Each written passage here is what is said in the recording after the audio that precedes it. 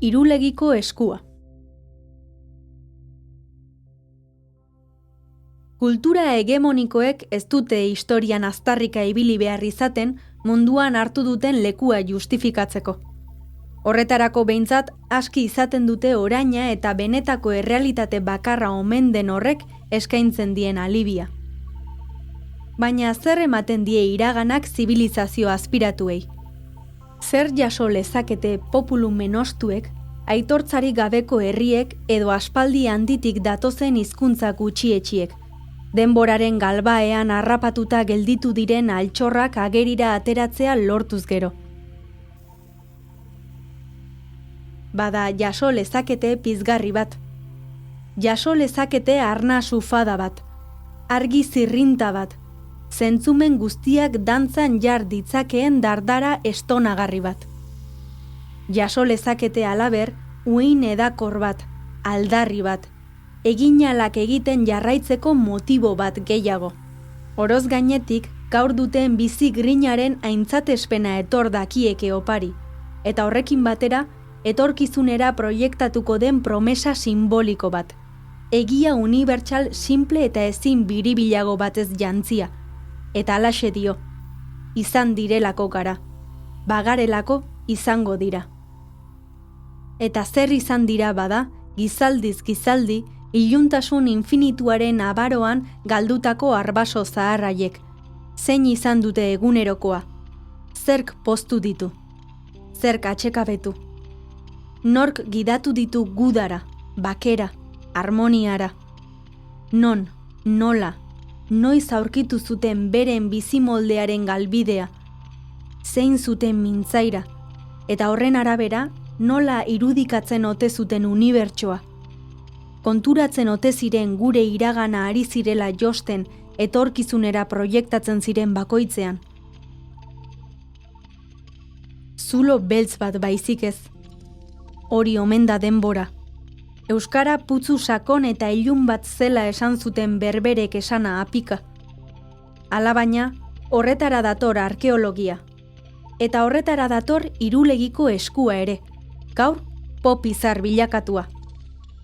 Hain zuzen, haizeak eraman ezin dituen galdera horiei guztiei erantzun posibleak eskaintzera.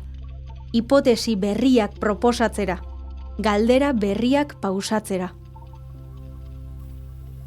Ura, Arantzadi elkarteko kideek deskubritu zuten Aranguren herriko lurretan, zehazki Irulegi mendiaren altzoan, Burdinaroko aztarnategi bat induskatzen ari zirela.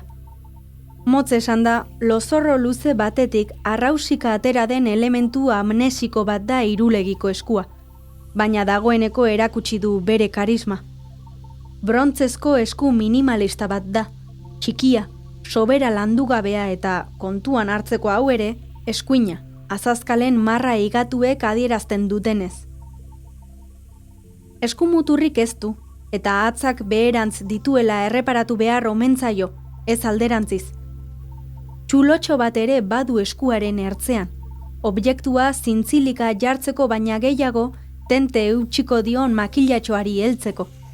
Aurrealdean berriz, laulerroko mezu misteriotsu bat, lehen da bizi marraz marra egina, eta ondoren puntuka nabarmendua gainetik. Eta hortxe koska, hain zuzen, laulerro irakurgaitz horietan dago gako guztien gakoa. Euforia da hitza. 2022an jendaurrean aurkeztu bezain agudo, merchandising oparo baterako fenomeno bilakatu zen Irulegiko eskua.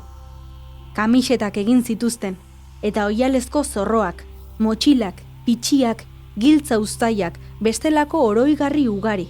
Baita sareetan barrena edatzeko memeak, aurrentzako liburuak, dokumentalak eta idatzi anpurutsuak ere. Horiek eta gehiago merezi zituelakoan, aditu konprometituek euskaltasunaren katebegi galdutzat jo zuten, eta argudio bat baino gehiago lotu zioten tesi horri.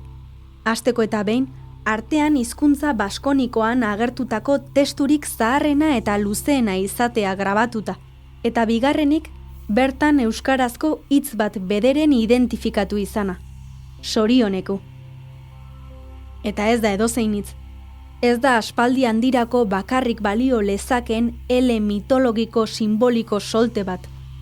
Izatez, hitz ezin aktualago bat ere bada, gaur egun eskas dugun aldarte bati erreferentzia egiten diona. Hala, euskal aitzindarietan aitzindariena izatearen meritua ez ezik, giza esku bati egotz dakiokeen ezaugarririk baikorrena ere aitortu zitzaion bat batean. Ongi etorria ematen duen herriaren ikono bilakatu zen.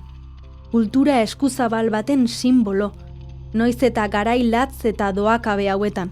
Bide batez, herri xea alfabetoatua zela ere iradoki du Irulegiko eskuak, eta horrek euskaldunen arbaso zaharren unibertso ura kultu eta eredugarri bilakatzen du, aldez edo moldez. Irulegiko eskuaren interpretazio euforiko horri susmoak eta eragozpenak atera zaizkio ondotik. Ez du jarrita, ezin omen da erabat ziurtatu mezua euskarazkoa denik, ez eta lau lerroetako batean ageri den hitza zorionaren adierazle denik ere. Are, ezin omen da lepoa jarri eskuak ongietorria emateko funtzioa izan zuenik. Kontrara, ez ote zen mehatxu bat. Ez ote den oinei zuzenduriko ohartarazpena. Etxe honetan lapurtzen harrapatuz gero, aizkora atera eta eskumuturretik beherakoak krask, tozigorra, akabo tentaldiak. Izan da bestalde, Sorionekuren ordez, literalki, Espainia irakurri nahi izan duen aldizkari sasi zientifikorik ere. Naiz eta horrek ez izan ez punta ez ipurdi. Arloteenak ere jakin dakienez. Baina zer esan liteke honetara ailegatuta. Ezpada irudimen librearen eta interpretazio interesatuen bidea, agitzez modu lotxagabeagoan eta zigorgabeagoan urratu izan dutela, hegemonian daudenek, azpian iraun dutenek baino. Ezin jakin noraino argitu ahal izango den Irulegiko eskuak dakarrena, baina interpretazioak interpretazio, beti izango da iraganetik egindako kuku harrigarri bat, brontzezko harribitxi bat, izan direlako garela eta bagarelako izango direla nabarmentzen duen oroigarri polit bat. Horrek dakarren guztiarekin.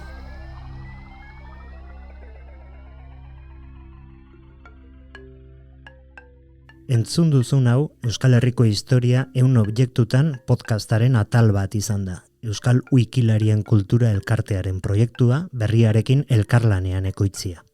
Irulegiko eskua Nafarroako museoan dago gaur egun. Atal honen gidoia Garbine Ubedarena da eta Intza Alkainen ahotsean entzun duzu.